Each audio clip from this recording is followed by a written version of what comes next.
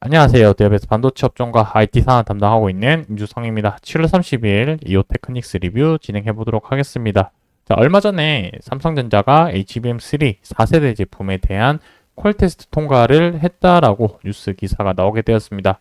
오늘 이 부분에 대해서 이오 테크닉스가 이제 수혜를 받을 수 있는 가능성은 무엇이 있을지 대해서 한번 말씀드려 보도록 하겠습니다.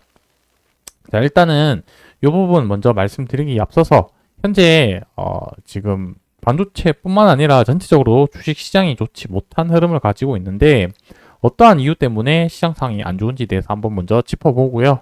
그 이후에 이제 시장이 다시 안정화되었을 때 이 테크닉스가 어떤 요소로 주가가 반등할 수 있는 모멘텀은 무엇일지에 대해서 한번 같이 살펴보고 넘어가 보도록 하겠습니다. 자, 일단은 현재 시장에 대해서 간단하게 한번 짚어보면은 계속해서 지금 하방 압력으로 작용하고 있는 상황이다라고 볼 수 있을 텐데 반도체뿐만 아니라 전체적으로 좀 심한 것 같긴 한데 특히 반도체가 좀 더 심하긴 하죠. 그래서 일단 전체적인 내용을 보면은 반도체가 실적이 계속 잘 나오고 있는 상황에도 불구하고 이 외풍이라는 단어를 좀 주목을 해야 될 것 같습니다. 휘청거리고 있고 증권가에서는 반등 여력이 충분히 있다라고 표현을 했는데 어떤 요인으로 반등 요인이 충분한지 한번 살펴보도록 하겠습니다. 자, 1차적으로는 삼성전자랑 하이닉스가 이번 분기, 2분기 실적을 발표를 했고 2분기 실적 발표를 하고 나서 나오는 결과가 이제 어닝 서프라이즈가 나왔죠.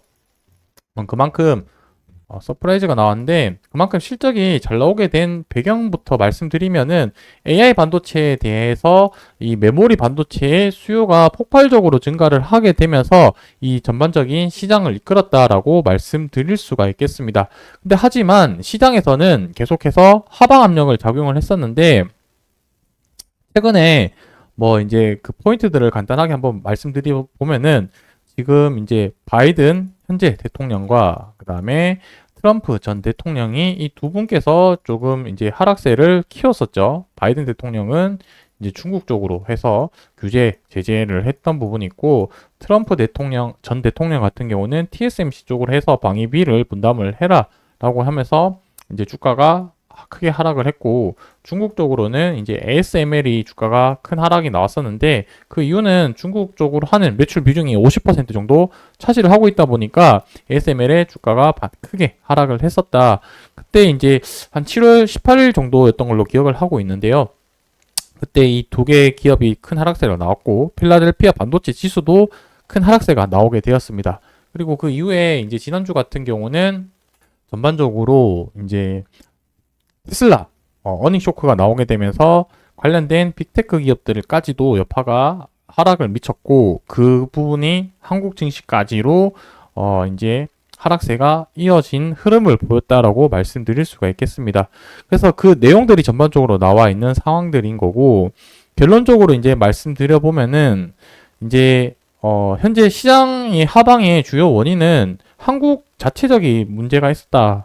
보기는 어렵고요. 반도체 업황이 그렇다고 좋지 않았냐라고 보기도 어려웠었는데 결국에는 이 외부적인 요인으로 인해서 주가가 하락세가 컸었다라고 정리를 할 수가 있을 것 같습니다. 그래서 결론은 증권가에서 올 하반기로 기대주로 주목받았던 반도체 주가 흐름이 다소 부진했다라는 게 외부적인 요소로 이렇게 표현을 해놨죠. 이는 외부 변수에 따른 것으로 이제 결론을 지었고 이제 중요한 것은 업황과 실적 전망이 여전히 긍정적인 만큼이라고 표현을 했는 부분은 업황이랑 그 다음에 실적 자체가 뒷받침되어지고 있으니까 이 외부적인 변수가 제거가 되면은 다시 반등할 가능성이 높다라고 이렇게 정리를 좀 해놨다라고 보시면 될 것 같습니다.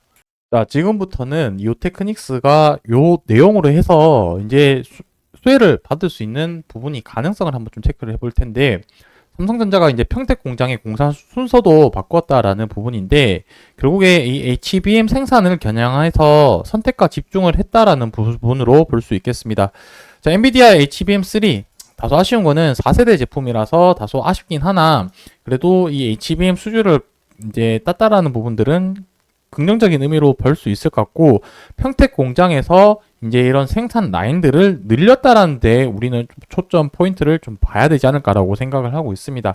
자, 그 과정 속에서 이제 이오 테크닉스가 이제 그루빙 관련된 설비도 있고요. 그 다음에 다이싱 관련해서 이쪽 장비로 이제 매출이 발생될 가능성이 높지 않을까라고 생각을 하고 있습니다. 왜냐하면 HBM을 생산을 할 때 이 웨이퍼 단계에서 칩을 HBM 적층을 하고 패키징 한 뒤에 이제 잘라내는 과정을 거치기 때문에 이제 그루빙 같은 경우는 개별 칩을 만들기 전에 웨이퍼에 홈을 내서 뭔가 이 구분을 짓는 과정이라고 보시면 될 것 같고, 그 패키징 이후에 이제 다이싱으로 이제 잘라내는 과정을 거치기 때문에 이 HBM 생산 라인 과정을 갔었을 때 이오 테크닉스의 이러한 장비들이 수주를 받으면서 실질적으로 매출에 증대될 가능성이 높지 않을까라는 부분들인데, 이 부분들은 앞으로 이제 공시나 이러한 부분들을 좀 체크를 해 이제 보면서 이 이후에 동향이 어떻게 흘러갈 수 있을지 또 체크를 해 봐야 될 것 같습니다.